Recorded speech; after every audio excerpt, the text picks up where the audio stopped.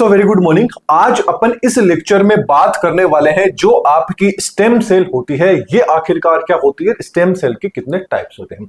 ये क्वेश्चन काफी ज्यादा इंपॉर्टेंट है, एग्जाम में काफी बार ये पूछा जाता है। ये क्वेश्चन बड़ा भी आ सकता है और शॉर्ट के अंदर भी आ सकता है। बड़े के अंदर आएगा तो कंप्लीट आपको पूछ लेगा कि स्टेम सेल, इसको कंप्लीट रूप से एक्सप्लेन कीजिए, तो वहां पर आपको स्टेम सेल और इसके टाइप को भी बताना होगा। या फिर जो स्टेम सेल्स के जो टाइप्स होते हैं उनमें से कोई एक पर्टिकुलर टाइप्स आपसे पूछ ले जाएगा, वो क्या हो जाता है आपके शॉर्ट नोट में हो जाएगा। तो दोनों तरीके से बात करेंगे, जिस तरीके से मैं बताता हूं वैसा एग्जाम में करके आएंगे तो पूरे एंड अच्छे नंबर मिलने के आपको चांसेस रहेंगे। एंड एक बार फिर से रिपीट कर देता हूं, ये जो पूरी की पूरी जो अपनी सीरीज रहने वाली है, ये कौन सी रहने वाली है, बायोटेक्नोलॉजी की रहने वाली है। ये जो बायोटेक्नोलॉजी वाली बुक है, ये फिर चाहे आप किसी भी यूनिवर्सिटी के स्टूडेंट या फिर किसी भी सेमेस्टर के अंदर है, यदि आपके बायोटेक्नोलॉजी बुक है एंड स्टेम सेल उसमें टॉपिक है, तो सीधी सी बात है ये कंप्लीट की कंप्लीट पूरी की पूरी प्लेलिस्ट आपके लिए है। क्योंकि स्टेम सेल फिर किसी भी यूनिवर्सिटी में हो, किसी भी सेमेस्टर में हो, स्टेम सेल तो आखिरकार स्टेम सेल होती है। तो ये चीज तो आप भूल जाइए कि मैं इसको पढ़ सकता हूं, नहीं पढ़ सकता। यदि आपके बायोटेक्नोलॉजी है तो ये पूरी की पूरी सीरीज आप लोगों के लिए ही रहने वाली है। तो चलिए फिर बात कर लेते हैं स्टेम सेल एंड इसके टाइप्स के बारे में। चलिए अब सबसे पहले बात करते हैं स्टेम सेल आखिरकार क्या होती है। तो जो आपकी स्टेम सेल होती है, ये क्या होती है, एक तरह की अनडिफरेंशिएटेड क्या होती है, आपकी सेल होती है। अब अनडिफरेंशिएटेड सेल का मतलब क्या होता है, अनडिफरेंशिएट मतलब ऐसी सेल्स जिसके पास में क्या होता है, किसी भी तरह का कोई भी फंक्शन नहीं होता है। जैसे फॉर एग्जांपल एक बार समझने की कोशिश कीजिए, मान लीजिए मैं हूं, मेरे पास में कोई भी किसी भी तरह का काम नहीं है, किसी भी तरह का काम नहीं है, इसका मतलब मैं क्या हूं कि अभी अनडिफरेंशिएटेड हूं। अब मान लीजिए किसी पर्टिकुलर आदमी ने, यानी नौकरी में ढूंढ रहा हूं कि मेरे को ये भी मिल जाए, ये भी काम मिल जाए, ये भी मैं कर लूंगा, ये भी मैं कर लूंगा, मतलब कोई पर्टिकुलर मेरे पास में काम नहीं है, कोई पर्टिकुलर मेरे पास में जॉब नहीं है। लेकिन जब मैं एक पर्टिकुलर काम में चला गया, कहीं में चला गया कि भाई मेरे को टीचिंग करानी है, मेरे को पढ़ाना है, या कहीं पे चला गया कि भाई मेरे को फाइनेंस से रिलेटेड काम करना है, मेरे को अकाउंट से रिलेटेड काम करना है, मैं अब एक पर्टिकुलर जो काम करने लग गया, वो क्या होगा, अब डिफरेंशिएटेड होगा। मतलब जो स्टेम सेल आपकी होती है ना, ये एक तरह की अनडिफरेंशिएटेड सेल होती है, जो आगे चल के क्या हो जाती है, डिफरेंशिएटेड सेल के अंदर क्या हो जाती है, कन्वर्ट हो जाती है। जैसे फॉर एग्जांपल मान लीजिए आपके यहां पे कट लग गया, अब यहां की जो सेल थी, टिश्यू थी, वो क्या हो चुके हैं, डेथ हो चुके हैं। अब उसकी जगह आपको घाव भरना है, तो घाव भरने के लिए जो घाव आपका फिल होगा, वहां पर जो सेल आके उस घाव को भरेगी, वो कौन सी थी, आपकी स्टेम सेल थी। उस स्टेम सेल पहले क्या थी, वो अनडिफरेंशिएटेड थी। फिर उसको बताया गया कि वहां पर जाकर तेरे को क्या करना है, टिश्यू है, सेल है, जो भी है, वहां पे क्या हो चुका है, डैमेज हो चुका है, उसको अब फिलअप करना है। तो वो जो आपकी स्टेम सेल आएगी डिफरेंशिएटेड सेल, वो अब क्या करेगी, वहां पर आकर उस घाव को भर देगी। अब चलिए आगे बात करते हैं। तो देखिए जो आपकी स्टेम सेल्स होती है, ये स्टेम सेल्स क्या होती है, एक विशिष्ट ऐसी सेल होती है जिसमें क्या होती है, दो अनोखी यानी दो अलग अलग तरह की कैपेसिटी पाई जाती है। कैसी कैपेसिटी होती है, दो पहली तो होती है कि ये क्या कर सकती है, खुद सेल्फ रिन्यूअल हो सकती है, मतलब खुद क्या कर सकती है, खुद की ही फोटोकॉपी बना सकती है, बोले तो रिन्यू कर सकती है। इसके साथ साथ में ये क्या होती है, डिफरेंशिएशन कर सकती है। जो आपका डिफरेंशिएशन होता है, ये आखिरकार क्या होता है, बोले तो ये खुद में विभेदित, विभेदित का मतलब है कि यहां पे क्या था, अनडिफरेंशिएटेड, यहां पे क्या है, डिफरेंशिएशन। अब देखिए जो आपका डिफरेंशिएशन होता है, ये आखिरकार क्या होता है, मान लीजिए ये आपकी क्या थी, स्टेम सेल थी। ये स्टेम सेल प्रेजेंट टाइम में क्या है, अनडिफरेंशिएटेड है, मतलब इसके पास में, अनडिफरेंशिएटेड का मतलब वो सेल जिसके पास में खुद का क्या है, फंक्शन नहीं है। अभी अपन ने बात की कि इस स्टेम सेल के पास में क्या होती है, दो अलग अलग क्या होती है, कैपेसिटी होती है। पहली कैपेसिटी तो क्या होती है, खुद को क्या कर सकती है, रिन्यूअल कर सकती है, खुद को रिन्यू कर सकती है।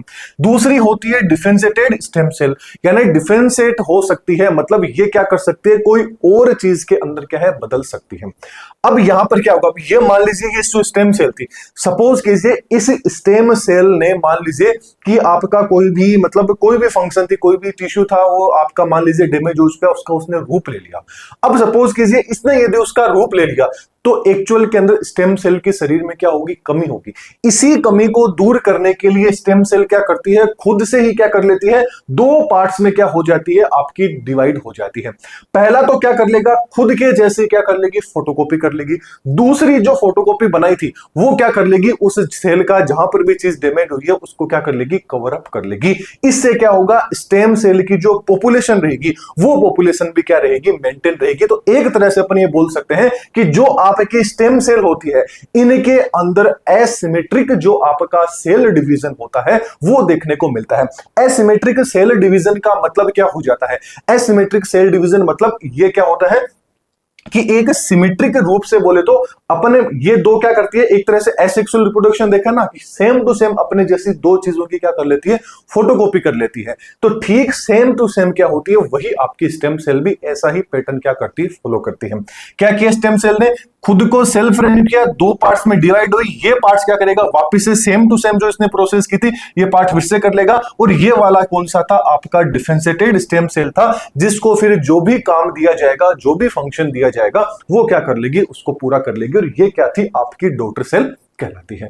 इन दोनों में आपको पता चल गया होगा सेल्फ रिन्यूअल में क्या होता है, ये विभाजित करके क्या करती है, अपनी ही जैसी क्या कर लेती है, लाखों की संख्या में हुबहू क्या कर लेती है, स्टेम सेल्स को बना लेती है। जबकि जो डिफरेंशिएशन होता है, ये जो या जो डिफरेंशिएटेड जो आपकी सेल होती है, ये क्या करेगी, स्टेम सेल जरूरत पड़ने पर शरीर के किसी अंग जो रहेंगे या जो विशिष्ट सेल रहेगी, जैसे ब्रेन की सेल होगी, हार्ट की सेल होगी, ब्लड सेल होगी, इसके अंदर क्या हो सकती है, वो विभेदित हो सकती है, बोले तो उसके अंदर वो क्या हो सकती है, चेंज हो सकती है। इसलिए स्टेम सेल क्या होती है, अपने शरीर की काफी इंपॉर्टेंट सेल होती है। चलिए अब यदि सिंपल लैंग्वेज के अंदर बात करें स्टेम सेल क्या होती है, तो ये मान लीजिए कि हमारे शरीर का क्या होता है, एक तरह से रॉ मटेरियल होता है जो आपकी स्टेम सेल होती है, या मान लीजिए ये अपने सेल की मदर सेल होती है, जिससे क्या होते हैं, शरीर के बाकी सभी अंग होती है, कोशिकाएं होती है, वो क्या होती है, इसमें तैयार होती है। या अपन बात करें तो स्टेम सेल क्या करती है, अपने सेल के अंदर, अपने शरीर के अंदर क्या करती है, सेल की क्या करती है, सप्लाई करने का काम करती है। चलिए इससे भी नहीं समझे तो मैं आपको एक एग्जांपल से समझाने की कोशिश करता हूं। आपने गिल्ली मिट्टी देखी होगी, जो आपके जैसे नाम मेरे को याद नहीं आ रहा है, जो आपके मटकी वगैरह बनाते हैं ना, वो लोगों को ले लीजिए आप, जो आपके मटकी कुम्हार जिसको अपन बोलते हैं, ये जो मटकी वगैरह बनाते हैं तो इनकी जो गिल्ली मिट्टी होती है, तो सोचिए जो आपकी गिल्ली मिट्टी है ना, वो गिल्ली मिट्टी क्या है, आपकी स्टेम सेल है। ये जो स्टेम सेल है जो आपकी गिल्ली मिट्टी है, अब ये जो गिल्ली मिट्टी स्टेम सेल है, फिर आपका जो कुम्हार होता है वो क्या करता है, इसको घड़े में कन्वर्ट करता है। घड़े में कन्वर्ट करने के लिए पहले उसको सेफ देता है, और सेफ देने के बाद में उसको क्या किया जाता है, अग्नि के अंदर, आग के अंदर उसको तपाया जाता है। तपाने के बाद में क्या हो जाता है, आपका एक मटका क्या हो जाता है, तैयार हो जाता है। अब ये जो मटका तैयार हुआ है, ये क्या थी, अब आपकी स्टेम सेल से जो सेल बनी थी, जो कौन सी थी, डिफरेंशिएटेड सेल थी, ये एक तरह से वो आपका मटका ही होता है। यदि ये स्टेम सेल एक बार यदि मटके में कन्वर्ट हो गई, या बोले तो एक बार डिफरेंशिएटेड हो गई, तो वापस से वो आपकी स्टेम सेल बोले तो अनडिफरेंशिएटेड सेल के अंदर वापस से कन्वर्ट नहीं हो सकती है। अब जो आपने मटका बनाया था कुमार ने, वो मटका क्या होता है, फिर से क्या हो सकता है, मिट्टी के अंदर कन्वर्ट बिल्कुल भी नहीं हो सकता। मतलब एक बार यदि उसको जिस सांचे में डाल दिया जाए, वो फिर उसी सांचे में रहेगा, या तो कंप्लीट रूप से नष्ट हो जाएगा, लेकिन वापस से पुरानी चीज के अंदर वापस से नहीं आएगा। इसी तरीके से आपकी स्टेम सेल होती है, यदि एक बार इसको कोई फंक्शन दे दिया जाए, काम दे दिया जाए, यदि उसको काम दे दिया कि तुम्हें ब्रेन सेल ही बनानी है, अब वो ब्रेन सेल बना दी, तो वापस से वो ब्रेन सेल वापस से स्टेम सेल में कन्वर्ट बिल्कुल भी नहीं होगी। यही क्या होती है, आपकी स्टेम सेल होती है। आई थिंक अब आपको स्टेम सेल क्या होती है इसके बारे में पता चल गया होगा। चलिए ये जो भी चीज मैंने बताई कि वो सारी की सारी चीज यहां पर हो जाती है कि स्टेम सेल क्या होती है, डॉटर सेल्स के अंदर कन्वर्ट हो जाती है। अब जहां पर आपकी स्टेम सेल रहती है, अब आप भी तो अपने घर में रहते हो ना, तो वो आपका घर हो गया, तो स्टेम सेल भी जिस घर में रहती है उस घर को क्या बोला जाता है, स्टेम सेल नीश एरिया के नाम से इसको जाना जाता है। अब ये स्टेम सेल नीश एरिया क्या होता है, तो स्टेम सेल नीश एरिया वो होता है जैसे आपका खुद का घर होता है, उसके अंदर क्या होता है, आपके खुद आप जैसा चाहे वैसा काम कर सकते हैं, चाहे वैसे रह सकते हैं, वैसा खा सकते हैं। कहीं दूसरे घर पे जाओगे तो जरूरी थोड़ी जैसा आप अपने घर में रह रहे थे वैसे के वैसे सारी चीजें कर पाओगे। सेम टू सेम जो आपका स्टेम सेल नीस एरिया होता है वो वही एरिया होता है जो क्या करता है, स्टेम सेल के लिए क्या करता है, एक स्पेसिफिक क्या करता है, माइक्रो इन्वायरमेंट का क्या करता है, निर्माण करता है। साथ में जो आपके स्टेम सेल है इसको अनडिफरेंशिएटेड कंडीशन में रखने का काम एंड सेल्फ रिन्यूअल जो स्टेज होती है इसमें रखने के लिए क्या होता है, काफी ज्यादा इंपॉर्टेंट होता है जो आपका स्टेम सेल नीस एरिया होता है। जबकि क्या होता है, स्टेम सेल को अनडिफरेंशिएटेड फॉर्म में रखने के लिए एक फैक्टर की भी रिक्वायरमेंट रहती है। उस फैक्टर को बोला जाता है पेरेनकाइम फैक्टर बोला जाता है। क्या बोला जाता है, पेरेनकाइम फैक्टर के नाम से इसको जाना जाता है। अब ये जो पेरेनकाइम फैक्टर होता है इसका काम क्या रहता है, तो देखिए जो पेरेनकाइम फैक्टर रहता है इसका मेन काम होता है कि ये जो स्टेम सेल रहती है इसको अनकमिटेड फॉर्म या स्टेट के अंदर रखने का काम करती है। साथ में जो स्टेमनेस होती है इस स्टेमनेस को मेंटेन करने का काम करती है। स्टेमनेस का मतलब हो गया कि जो आपकी स्टेम सेल होती है इसको मेंटेन रखने का जो काम है वो काम किसके द्वारा किया जाता है, पेरेनकाइम जो आपका फैक्टर होता है इस फैक्टर के द्वारा ये सारी की सारी चीजें की जाती है। अब ये जो आपकी स्टेम सेल होती है ये किन किन चीजों के अंदर कन्वर्ट हो सकती है, तो याद रखना अपने शरीर में जितनी भी सेल्स है उन सारी सेल्स के अंदर स्टेम सेल कन्वर्ट हो सकती है। जैसे स्टेम सेल मसल सेल्स को भी बना सकती है, इपिथियल सेल्स को भी बना सकती है, इम्यून सेल्स को भी बना सकती है, आपकी फैट सेल को भी बना सकती है, नर्वस सेल को भी बना सकती है, ब्लड सेल को भी बना सकती है, बोन सेल को भी बना सकती है एंड जो सेक्स सेल होती है इनको भी बना सकती है। ओवरऑल बात करें तो स्टेम सेल्स आपके शरीर के अंदर जितनी भी सेल्स बनती है हर एक सेल्स को क्या है, स्टेम सेल से बना सकती है। तो ये अपन ने बात कर लिया कि स्टेम सेल कौन कौन सी चीजों को बना सकती है, कौन कौन सी सेल्स को बना सकती है। अब अपन बात कर लेते हैं मेन जो पॉइंट है वो आ जाता है स्टेम सेल्स के टाइप्स। अब देखिए यदि स्टेम सेल ओनली फॉर ये आ जाए कि स्टेम सेल को एक्सप्लेन कीजिए या स्टेम सेल्स के टाइप बताइए तब तो आपको कंप्लीट पूरा जो भी मैंने आपको बताया वो करना है। अब शॉर्ट नोट में क्वेश्चन ये आ जाता है कि जो स्टेम सेल्स के आज अपन जो टाइप देखेंगे, टोटीपोटेंट क्या होता है, प्लूरीपोटेंट क्या होता है, मल्टीपोटेंट क्या होता है, यूनिपोटेंट क्या होता है, ये क्या आ जाते हैं आपके शॉर्ट नोट में आ जाते हैं। तो इनको भी आप याद रखिएगा कि शॉर्ट नोट के अंदर ये आ सकते हैं। चलिए अब बात कर लेते हैं स्टेम सेल्स के टाइप्स की। तो जो आपका स्टेम सेल्स के जो टाइप्स है इस स्टेम सेल को दो बेसिस के ऊपर, दो आधार के ऊपर क्या किया गया है, डिवाइड किया गया है। पहला तो आ जाता है कि इनके जो सोर्स होते हैं उस सोर्स के बेसिस पे एंड इसकी जो पोटेंसी होती है, बोले तो जो क्षमता होती है इस क्षमता के आधार पर क्या किया गया है, स्टेम सेल्स को आगे डिवाइड किया गया है। तो सबसे पहले अपन बात कर लेते हैं कि क्षमता के आधार पर, कैपेसिटी के आधार पर या बोले तो पोटेंसी के आधार पर स्टेम सेल को कितने टाइप्स के अंदर डिवाइड किया गया है। या ये क्वेश्चन शॉर्ट के अंदर ऐसा भी आ सकता है कि जो आपका स्टेम सेल पोटेंसी क्या होती है या जो सेल पोटेंसी होती है इस पे शॉर्ट नोट लिखिए। तो आपको ये चारों के चारों जो पॉइंट है इन पॉइंट को एक्सप्लेन करना है। चलिए वन बाय वन करके अपन बात करते हैं कि जो बेस, जो आपकी पोटेंसी होती है, बोले तो जो कैपेसिटी होती है, इसके आधार पर स्टेम सेल को कितने पार्ट्स में डिवाइड किया गया है। तो सेल पोटेंसी के आधार पर, क्षमता के आधार पर जो आपकी स्टेम सेल होती है इसको मल्टीपोटेंसी, प्लूरीपोटेंसी, टोटीपोटेंसी, प्लूरीपोटेंसी, मल्टीपोटेंसी एंड यूनिपोटेंसी, या बोले तो multipotent stem cell, unipotent stem cell, या बोले तो प्लूरीपोटेंट स्टेम सेल, या बोले तो टोटीपोटेंट स्टेम सेल्स भी अपन इनको बोल सकते हैं। चलिए वन बाय वन करके अपन इनको पढ़ने की कोशिश करते हैं। सबसे पहली आ जाती है टोटीपोटेंसी, या इसको टोटीपोटेंट स्टेम सेल के नाम से भी अपन जान सकते हैं, बोल सकते हैं। देखिए यहां पर देखिए टोटी का मतलब किससे होता है, टोटल से होता है। मतलब जो आपकी टोटीपोटेंट स्टेम सेल होती है ये आपकी हर एक तरह की जो सेल होती है, टोटी का मतलब क्या हो गया, टोटल मतलब कंप्लीट रूप से, मतलब आपके ये जो आपकी टोटीपोटेंट स्टेम सेल होती है ये आपके शरीर के अंदर जितनी भी सेल्स होती है हर एक सेल्स का क्या कर सकती है, निर्माण कर सकती है। इस तरह की सेल क्या कहलाती है, टोटीपोटेंट स्टेम सेल कहलाती है। और ये जो कैपेसिटी होती है ये कैपेसिटी क्या कहलाती है, टोटीपोटेंसी आपकी कहलाती है। मतलब टोटीपोटेंट जो स्टेम सेल होती है ये कैपेबल होती है कि किसके लिए, every cell in the embryo, मतलब जो एम्ब्रियो होता है, भ्रूण होता है, उस भ्रूण के अंदर जितनी भी सेल्स होती है उन सारी की सारी सेल्स को बनाने के लिए क्या होती है, रिस्पॉन्सिबल हो सकती है। इसका सबसे बढ़िया एग्जांपल आ जाता है जो आपका जाइगोट होता है। जाइगोट क्या आ जाता है, इसका सबसे बेस्ट एग्जांपल आ जाता है। अब आप सबको पता है कि जाइगोट कैसे बनता है। जो आपका मेल होता है उसका स्पर्म हो गया, फीमेल का ओवम हो गया, जब इनमें फर्टिलाइजेशन होता है तो क्या बन जाता है, जाइगोट बन जाता है। अब ये जो जाइगोट्स के अंदर जो 2 सेल होगी, आगे इसमें क्या होगा, क्लीवेज होगा, 2 सेल बनेगा, 4 सेल बनेगा, 8 सेल।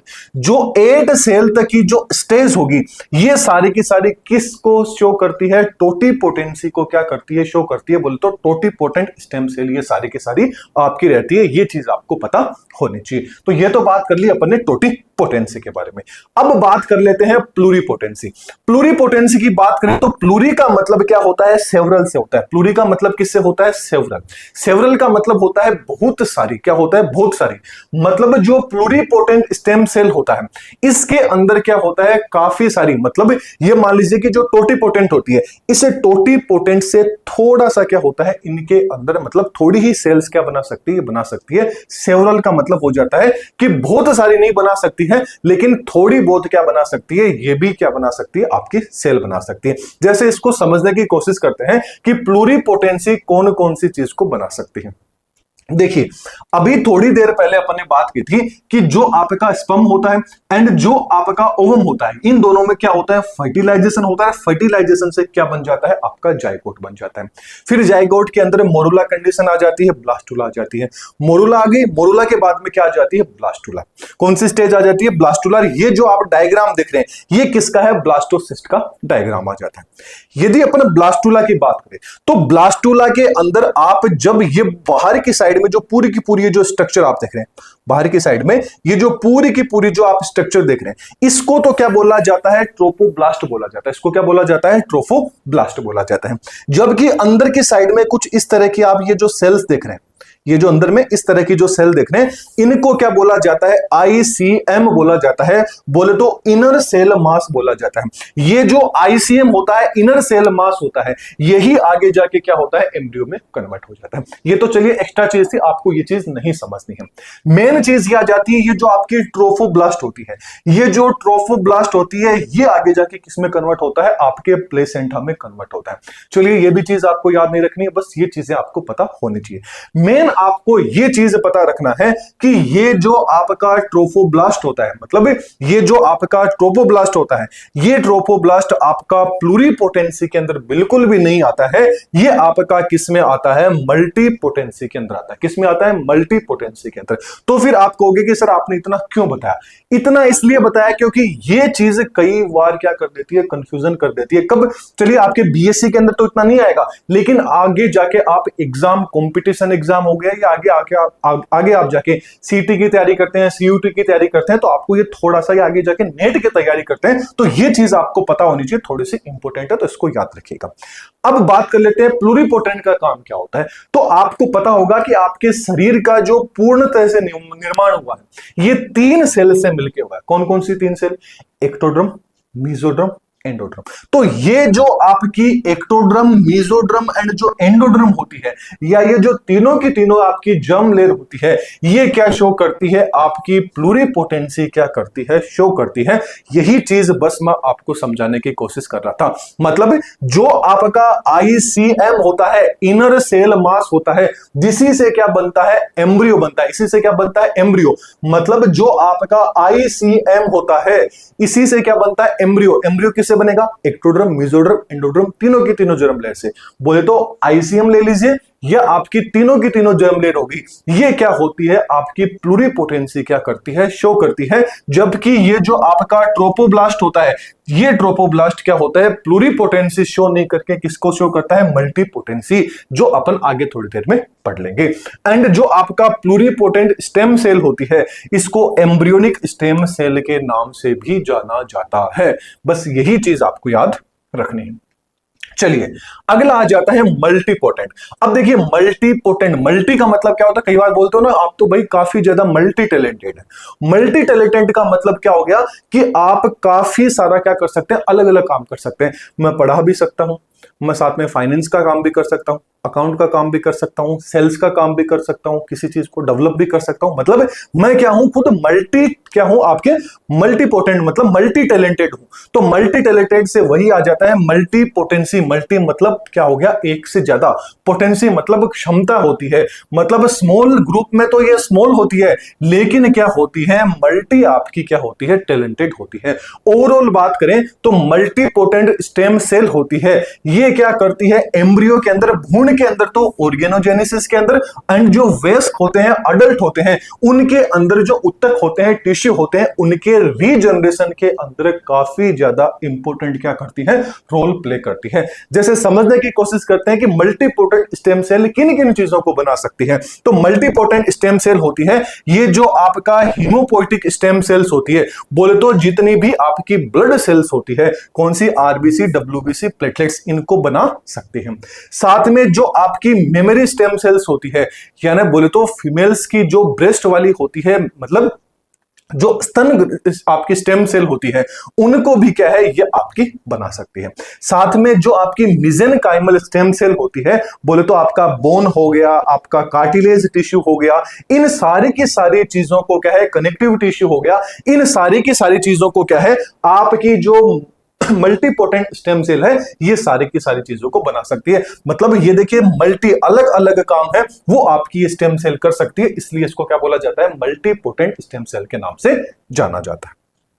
चलिए अगला आ जाता है यूनिपोटेंट स्टेम सेल, या इसको यूनिपोटेंसी। यूनि का मतलब क्या होता है, एक, मतलब इनके पास में क्या होता है, एक स्पेसिफिक ही काम करने का आदेश होता है, मतलब एक स्पेसिफिक ही चीज बना सकती है। जैसे फॉर एग्जांपल की बात करें कि जो आपका स्पर्मेटोजेनेसिस आपने पढ़ा होगा, स्पर्मेटोजेनेसिस वो कंडीशन होती है जिसमें क्या होता है, ओनली फॉर मेल के अंदर स्पर्म बनता है। ठीक ऐसे oogenesis आपने पढ़ा होगा, फीमेल के अंदर ओनली फॉर क्या बनेगा, ओवम बनेगा। क्या बनेगा, एग बनेगा, ओवम बनेगा। तो ये जो पूरी की पूरी चीज बना रहा है, ये कौन बनाएगी, आपकी ये सेल्स कौन बनाएगी, यूनिपोटेंट जो आपकी स्टेम सेल होगी। बोले तो यूनिपोटेंट स्टेम सेल होती है, इनके अंदर कुछ खास उत्तक के टिश्यू पाए जाते हैं जो क्या करते हैं, किसी एक खास प्रकार की कोशिकाओं को फिर से बनाने के अंदर या रीजनरेट करने के अंदर क्या होती है, आपकी शामिल होती है। जबकि बात करें शरीर के अंदर क्या होती है, सिर्फ एक तरह की ही सेल बनाने का क्या करती है, काम करती है। और वो एक तरह की सेल कौन सी बनाएगी, मेल के अंदर तो स्पर्म, फीमेल के अंदर कौन सा हो गया, एग, या आप जिसको बोल सकते हैं ओवम बनाने का काम करती है। ये तो अपन ने सारी की सारी बात कर ली, जो आपकी स्टेम सेल्स थी वो किसके आधार पे, पोटेंसी के आधार पे अपन ने बात कर ली। अब बात कर लेते हैं सोर्स के आधार पर, जिसमें सबसे पहला आ जाता है एम्ब्रियोनिक स्टेम सेल। तो एम्ब्रियोनिक स्टेम सेल्स या बोले तो भ्रूणीय आपकी स्टेम सेल आ जाती है। मतलब ये भ्रूण के विकास का जो शुरुआती चरण होता है, बोले तो ब्लास्टोसिस्ट स्टेज थी, उसके 4 से 5 दिन का ही क्या होता है, उससे ये आपकी स्टार्ट हो जाती है। बोले तो शुरुआती चरण से ही आपकी एम्ब्रियोनिक स्टेम सेल बनना क्या हो जाती है, स्टार्ट हो जाती है। ये क्या करती है, शरीर के किसी भी अंग की कोशिकाओं के अंदर क्या हो सकती है, चेंज हो सकती है। तो वेरी वेरी इंपॉर्टेंट पॉइंट है कि ये शरीर के अंदर किसी भी प्रकार की जो कोशिका रहेगी, सेल रहेगी, उसके अंदर क्या हो सकती है, कन्वर्ट हो सकती है, जो क्या कहलाती है, एम्ब्रियोनिक स्टेम सेल्स आपकी कहलाती है। जबकि अगला आ जाता है आपका अडल्ट स्टेम सेल। जो अडल्ट स्टेम सेल होती है, इसको वयस्क आपका स्टेम सेल या सोमेटिक स्टेम सेल्स के नाम से भी इसको जाना जाता है। अडल्ट नाम से पता चल गया कि ये जो विकसित हो रहा जो शिशु होता है या जो वयस्क होते हैं, अडल्ट होते हैं, उनके अंदर देखने को पाई, उनके अंदर क्या है, देखने को मिलती है। जैसे बोन मेरो बना लेती है, स्किन हो गया, लीवर हो गया, यहां पर आपको ये स्टेम सेल्स देखने को मिलती है। इनका जो मेन फंक्शन रहता है अडल्ट स्टेम सेल का, याद रखना, ये किसी नई चीज को तो नहीं बना सकती है, लेकिन ये कोई भी चीज खराब हो गई है उसकी मरम्मत करने का काम ये कर सकती है। तो ये भी वेरी इंपॉर्टेंट पॉइंट है कि इनके द्वारा कोई नई सेल तो नहीं बनेगी, लेकिन ये क्या कर सकती है, जो चीज खराब हो चुकी है उसको मरम्मत बोले तो रिपेयर कर सकती है, या बोल सकते हैं अपने संबंधित कुछ अंग की जो कोशिकाएं होती है वो कोशिकाएं बना सकती है। जैसे कि बोन मेरो की स्टेम सेल क्या करती है, सिर्फ लाल और सफेद रक्त कोशिकाएं बना सकती है, लेकिन जो ब्रेन की सेल होती है वो बिल्कुल भी नहीं बना सकते। मतलब इनके लिए एक स्पेसिफिक ही काम होता है कि बस तुम्हें इतना ही काम करना, इससे आगे क्या आ जाती है, इन पे बंदिश आ जाती है। वो सेल कौन सी होती है, अडल्ट आपके स्टेम सेल होती है। ये अपन ने कंप्लीट क्या देख लिए, इनके टाइप्स देख लिए। अब अपन बात कर लेते हैं इनके एप्लीकेशन के बारे में कि भाई इनका यूज कहां कहां पर किया जाता है। तो मेन क्या किया जाता है, जो स्टेम सेल थेरेपी होती है उसके अंदर यूज किया जाता है। जैसे बोन मेरो जो ट्रांसप्लांटेशन होता है उसके अंदर स्टेम सेल का काफी ज्यादा इंपॉर्टेंट होता है। बोन मेरो बोले तो जो आपका ब्लड कैंसर के जो मरीज होते हैं उनके अंदर, और ब्लड कैंसर के जो मरीज या बोले तो आपके ल्यूकेमिया ब्लड कैंसर को बोला जाता है। फिर आ जाता है ऑर्गन रीजनरेशन होता है। बोले तो लेब के अंदर खराब किडनी या लीवर के टिश्यू को तैयार करने के अंदर भी स्टेम सेल का यूज किया जाता है। इसके साथ साथ में न्यूरो डिजनरेटिव जो डिजीज होती है, फॉर एग्जांपल जैसे अल्जाइमर हो गया, पार्किंसन हो गया, ऐसी जो बीमारियां होती है, डिजीज होती है, इनके अंदर नष्ट हुए जो आपके ब्रेन की सेल्स होती है उनको फिर से जीवित करने के अंदर क्या किया जाता है, इन स्टेम सेल्स का यूज किया जाता है। तो ये अपन ने बात कर ली स्टेम सेल्स की जो आपकी एप्लीकेशंस है उनके बारे में। यहां पर कंप्लीट हो जाता है आपका स्टेम सेल। ये अपनी क्या है, प्ले स्टोर के ऊपर एप्लीकेशन है, इसको एक बार है विजिट आप सबके सब जरूर कीजिएगा। एंड ये कुछ सोशल मीडिया से इनको भी आप फॉलो करना चाहें तो कर सकते हैं।